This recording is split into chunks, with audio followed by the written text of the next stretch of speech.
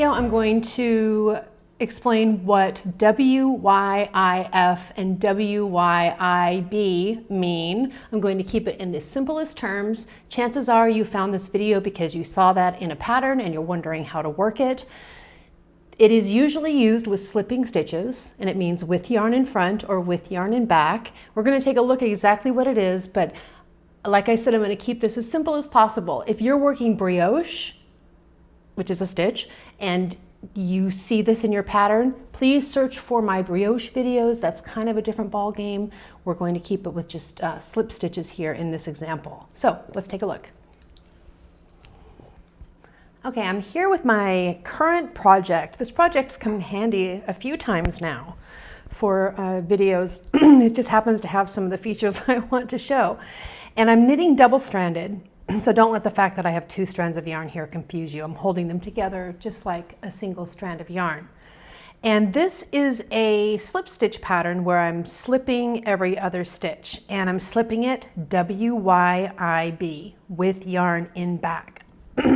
So my working yarn is in the back, and I'm going to slip that stitch, and I'm slipping it as if to purl. I'm putting my needle in as if to purl. And you'll want to follow your pattern, but if your pattern doesn't specify, we always slip stitches as if to purl if it doesn't give instructions to slip the other way.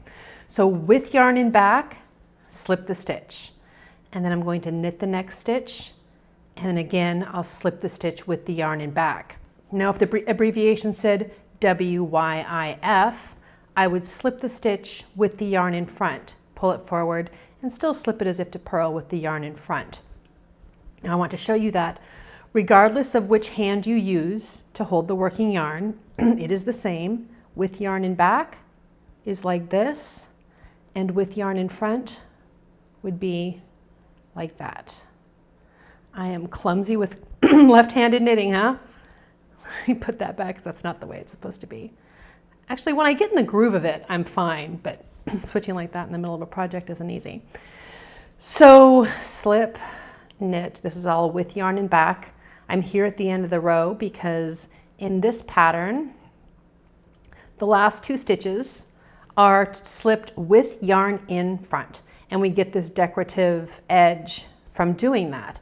So I'm knitting, like primarily the stitches in this are knit, but I'm going to pull the yarn forward like I'm purling, like I just showed you, and slip those two stitches with the yarn in front.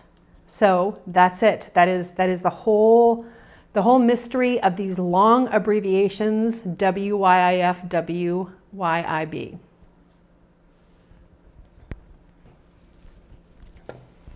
That is it. I hope that helps. Good luck.